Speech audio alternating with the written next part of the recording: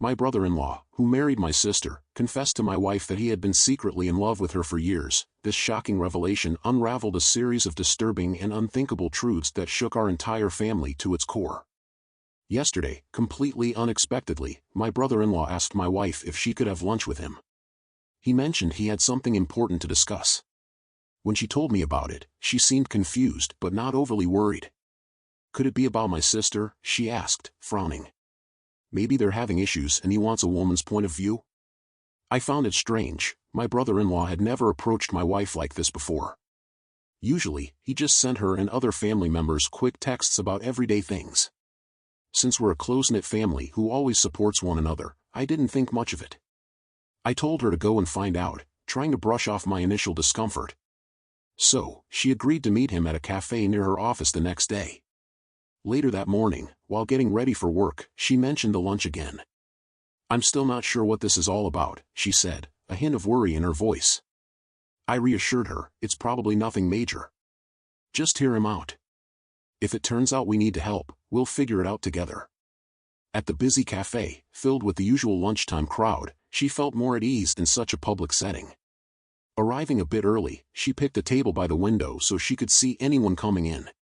A few minutes later, he arrived looking more nervous than I'd ever seen him. After a brief exchange about work and the kids, and as soon as their food arrived, he took a deep breath and got right to the point. He started by complimenting her, saying how stunning she looked. At first, she thought he was just being polite, but he continued, telling her that she'd always been the light of his life, making him feel things he'd never experienced. "It was love at first sight," he admitted, his voice trembling. "I've loved you since the moment I saw you. If you were mine, I'd treat you like the queen you are and give you everything you deserve." My wife was utterly stunned. She stared at him, hardly able to believe what she was hearing. Here was my brother-in-law, married to my sister and father to their 2 kids, pouring out his heart and making grand promises about how life would be different if they were together. He went on to explain that he'd been holding these feelings in for years, quietly admiring her from afar and believing that they were meant to be. She tried to interrupt, insisting that he was making a huge mistake, but he wouldn't stop talking, as if he'd practiced this speech 1,000 times. To give you some context, he'd always maintained a friendly relationship with my wife. We see each other so often, and he's been the fun uncle at every family barbecue or holiday dinner. His texts were always about ordinary things, kids' schedules, family events, nothing intimate. He even chats with my mom regularly, so none of us ever doubted his character. Hearing her recount all this was like a punch to the gut. My wife didn't let him finish. She abruptly stood up, the chair scraping loudly against the floor, and left. Shaking, she called me on the phone to explain everything while his texts started flooding in. The first ones were apologies. He said he didn't mean it, that it was just a moment of infatuation, and that he was sorry for making her uncomfortable. But the damage was already done. My wife left work early and came home while his calls and messages kept coming. I told her to answer one call and put him on speaker so I could hear him. He was crying, begging her not to tell my sister. He kept insisting that it was all a mistake, claiming he misread signals and even saying that when we were together last weekend, he thought she was flirting with him in our kitchen. Now, my wife is known for being tough, and while I understand how her assertiveness might be misinterpreted as flirting, this was something else entirely. At one point, he even asked if she had told me, and when I confirmed on speaker, he pleaded with us to keep everything a secret. This went on for a while, with him begging and us listening in. My main concern became whether he'd ever cheated on my sister before. He swore on his kids' lives that nothing like that had ever happened, that it was only my wife. By that point, I was done listening. I told him I wasn't going to act tonight and that I'd call him tomorrow. Now we're left with a huge mess, not knowing what to do next. My wife thinks we should drive over to my sister's right away and tell her the truth, but the idea of tearing apart my sister's family is unbearable.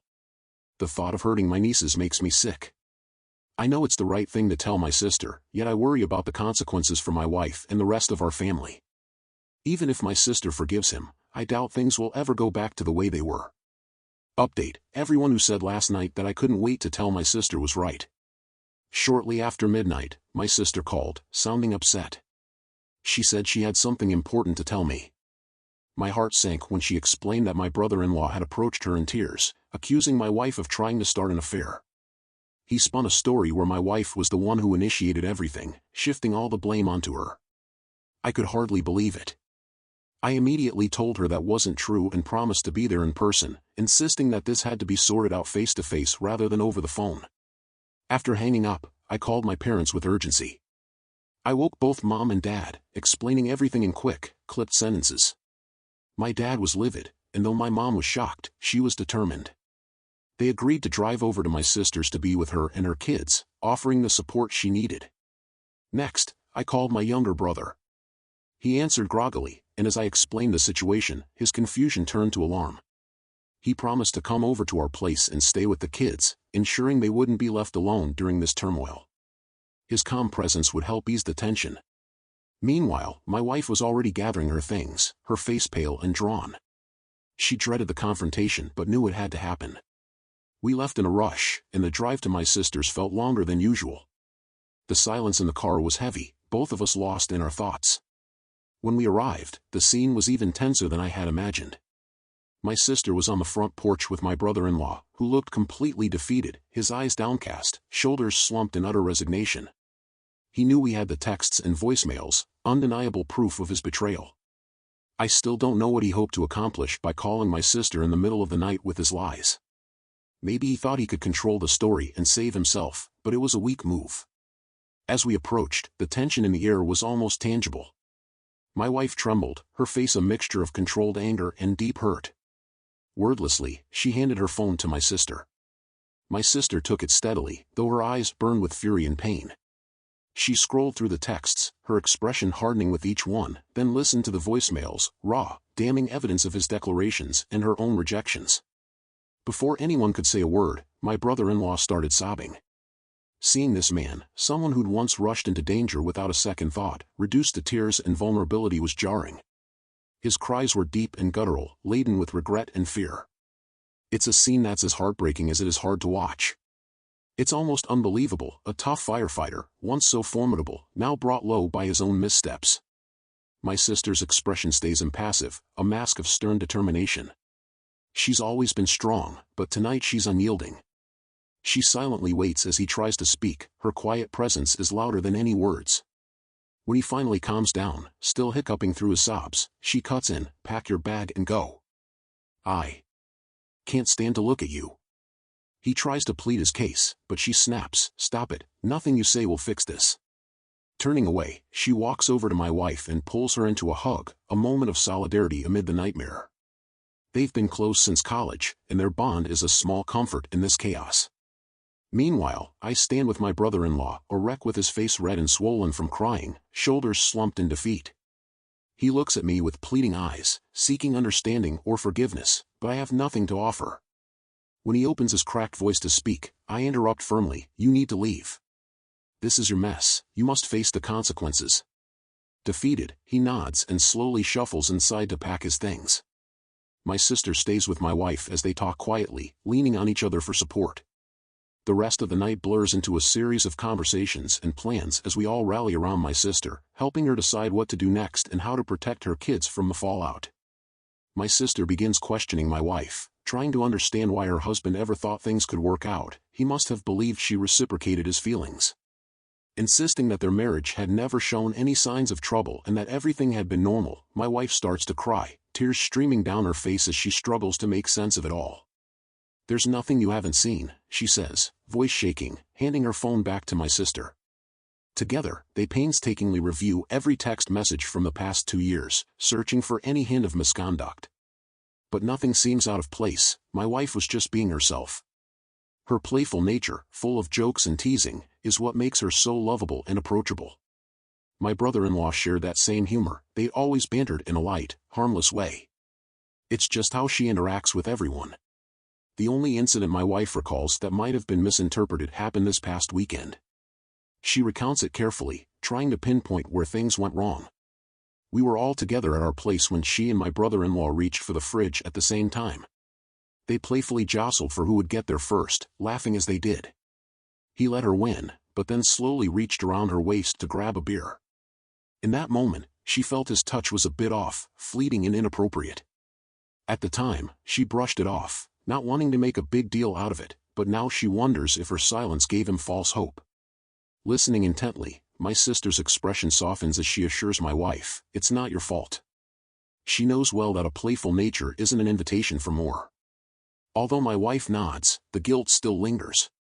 As they finish scanning through the messages, it becomes clear there was never any mutual attraction, no hidden signals or secret flirtations. My wife was simply being herself, and my brother-in-law had twisted that into something it wasn't. The realization that this misunderstanding has caused so much pain is almost too heavy to bear, yet at least my sister's belief in my wife remains intact. Determined to uncover more, my sister starts sifting through his MacBook, desperate to find any other hidden details. Angry and frantic, her hands tremble as she types in his password. On the third try, she's in. Taking a deep breath, she combs through his files, looking for anything that might explain this nightmare. It doesn't take long before she finds something disturbing. In a folder with an innocuous label are countless photos of my wife dating back years. What's unsettling is that they're all solo shots, never group photos or candid family moments. As she clicks through the images, her anger morphs into a cold, creeping horror. One set of pictures stands out, taken a few years ago on a couple's trip to the Caribbean. It was a rare vacation without the kids, and for once, my wife had felt relaxed enough in an adults-only setting to wear a bikini, something she usually avoids in favor of modest swimwear. Shockingly, there are about 50 photos of her in that bikini, each taken without her knowledge. My sister's face pales as she scrolls through them, realizing he's been secretly snapping these photos for years, obsessively collecting them. The thought that he's harbored this fixation in the shadows of family events sends a shiver down her spine. Is this now bordering on a restraining order? She wonders aloud in a barely audible whisper. She explains that things have taken a disturbingly creepy turn, far beyond what any of us imagined. The line between inappropriate and outright disturbing has been crossed. She calls us over to show the photos, and my wife gasps, hand flying to her mouth in shock. She had no idea he was doing this, no inkling of his secret obsession. With anger now mixed with a deep sense of betrayal, my sister begins discussing next steps, legal action, protection for her kids, and possibly a restraining order. Every possibility must now be considered. We're all reeling from this new discovery. The man we thought we knew, a husband, father, and brother-in-law we trusted, has revealed a dark, disturbing side. It's not just a case of infatuation anymore, it's something far more insidious. Unfortunately, the mess continues. Last night, my sister agreed to confront her husband and hear his explanation. Determined to get the full story, she even involved my wife directly to avoid any lies or half-truths. They set up a FaceTime call, and I listened in off-camera, my heart pounding with a mix of anger and dread. Ever thorough, my sister recorded the entire conversation for good measure. As soon as the call began, the tension was palpable.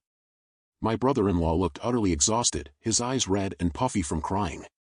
He started hesitantly, his voice shaky, but soon the truth began to spill out in a way none of us expected. In a near whisper, he admitted he'd been obsessed with my wife for years, right from the day I met her. He explained that it all began at one of those early gatherings when my sister, eager to introduce her new boyfriend to her friends, brought him along. At the time, my wife and I were dating, but he had met her before he met me. Initially, he thought his feelings were merely physical, an innocent crush he could ignore. However, as he spent more time around her, he realized it was deeper. He became fixated on her personality, her laughter, the way she engaged with everyone around her. He described moments when he found himself completely captivated by her presence, even as she was just being herself, playful and kind. I tried to push aside the feelings that were slowly taking root, telling myself they were nothing more than a harmless crush. But as time went on, my fixation grew. I began finding any excuse to be near her, volunteering at family gatherings and texting her over trivial matters. It was a gradual, almost invisible process that eventually drove me to confess my emotions, fooling myself into thinking she might feel the same. My sister listened in silence, her face showing controlled anger and deep heartbreak. She didn't interrupt, letting me bury myself further with every word. Meanwhile, my wife was visibly shaken when she learned how long this had been happening. The extent of his obsession was nearly too much for her to bear. When he finally stopped talking, a heavy silence fell over us. Then, with an icy calm, my sister demanded, "What made you think my wife would leave me for you?" Her eyes drilled into his as he stammered for a reply, mentioning some supposed mutual attraction, moments he had misread as signals that she might return his feelings. At that point, both my wife and sister erupted, their pent-up anger and frustration spilling over into a barrage of curses and shouts. The raw pain of betrayal was impossible to hide. My wife abruptly ended the call, her hands trembled and her face turned pale as she repeatedly reassured me that the attraction was entirely one-sided. I believed her then, as I always have. Even if she had once found him physically appealing, I knew she'd never act on it. From the start of our relationship, she made it clear that trust and fidelity were everything. This whole mess was nothing more than a twisted fantasy of my brother-in-law's, a dangerous delusion that nearly tore our family apart.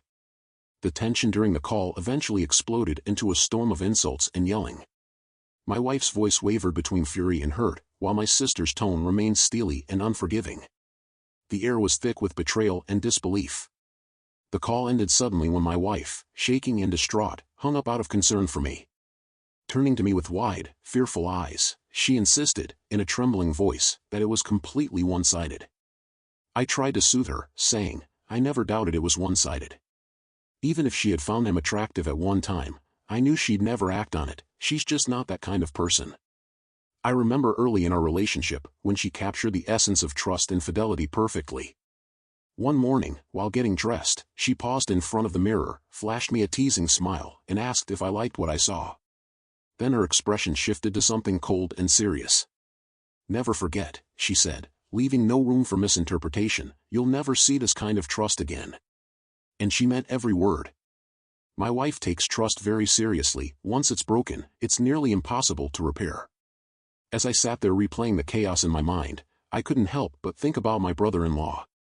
I always knew he was a bit cocky, strutting around with a certain swagger, but I never imagined he'd consider himself so exceptional as to think he could get away with something like this. His grandiose delusions were staggering, completely divorced from reality. Later, when the initial shock had worn off and we could speak calmly, my sister made it clear she was determined to protect her children from the fallout of her husband's actions. She told me she'd be calling a lawyer first thing Monday morning to explore ways to limit his access to the kids. Her priority was to shield them from as much of this mess as possible. According to her, my brother-in-law is utterly detached from reality. Her concern had shifted from saving their marriage to safeguarding her children and keeping a semblance of stability in their lives. My brother-in-law returned home yesterday, not because my sister wanted him back, but because, legally, she couldn't keep him out. Despite all the turmoil and betrayal, he still had the right to stay until the legal process moved forward. Now, the atmosphere in the house is tense and uncomfortable, filled with unspoken words and palpable resentment. I think he's finally realized that any hope of salvaging their marriage is gone. There's a hollow look in his eyes, as if he knows it all is over.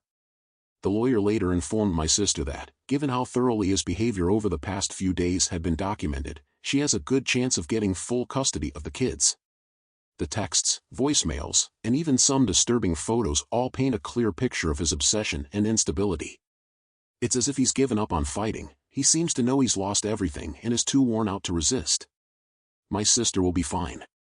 She's far stronger than she appears, and any love she once had for him is completely gone. She now moves through the house with a determined air, her focus solely on her children and their future. Rather than being broken, she seems to have finally accepted the truth and is ready to move forward.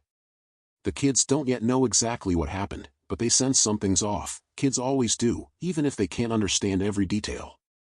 Besides, my brother-in-law wasn't around much anyway. When the kids were home, he often slept at the fire station because of his double shifts and overtime. His absence had become a constant, an unspoken gap in their lives, but it's bound to hurt even more when they learn what's coming. The stability of having both parents around, even in a fractured home, will change. My sister is prepared for that change. She's already spoken with a child psychologist to help the kids navigate the inevitable questions and emotions. She's ready to take on both roles, ensuring they have all the love and support they need. As for my brother-in-law, he now occupies the guest room, a silent figure in a house that no longer feels like his own. He seems resigned to his fate, merely going through the motions without any real fight. It's a pitiful sight, though my sympathy is limited. Some friends have speculated that someone as obsessive as my brother-in-law must have had his sights set on more than one person. But from what we know, it was entirely about my wife, a singular, intense fixation that left no room for anyone else.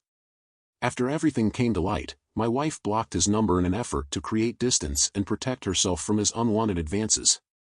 Yet that very night, he returned home and sent her an email from a newly created account. It began with what seemed like a sincere apology but quickly veered into darker territory. He started by saying he hadn't finished speaking at the restaurant that day, implying there was more he needed to confess.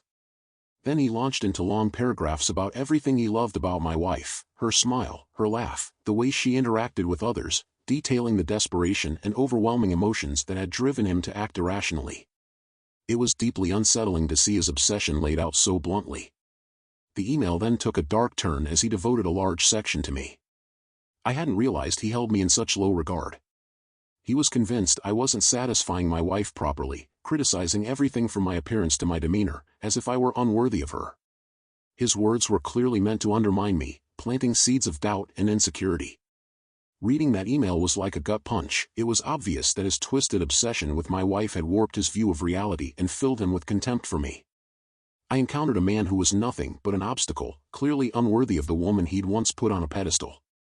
Rather than feeling threatened, I became even more determined to protect my wife and our family from his delusions. We promptly sent his email over to my sister and her lawyer, adding another piece of evidence of his unstable state of mind. It was yet another puzzle piece showing just how far gone he truly was. That email, with its mix of insincere apologies, unhealthy obsession, and raw vitriol, might finally be enough to have him removed from our home for good. Right now, my wife and I are taking things one day at a time. The support from friends and family has been invaluable as we navigate this surreal and painful ordeal. My wife isn't at her best, but she's slowly improving every day, even though she still feels guilty for having become too comfortable around my brother-in-law. Normally, she is very cautious about setting boundaries with other men. In case it wasn't clear, my wife is stunning and naturally attracts a lot of male attention, yet, she felt safe around him simply because he was family, never expecting him to cross any lines. Thankfully, she and my sister have stayed on good terms, with no lingering resentment, which is a real relief. We know that in time, we will all heal, but it's going to take patience. I appreciate everyone who's commented and offered their support. Throughout this whole situation, my main concern has been for my sister and her children. My brother-in-law's actions have deeply affected their lives, so protecting their safety and emotional well-being became our top priority. Kids especially need to be shielded from such toxic behavior to maintain a sense of security. When facing a crisis like this, it's crucial to act quickly and decisively. We didn't hesitate to gather evidence, confront the issue, and involve legal help to safeguard everyone, because any delay or denial could have led to further harm. What do you think about this story?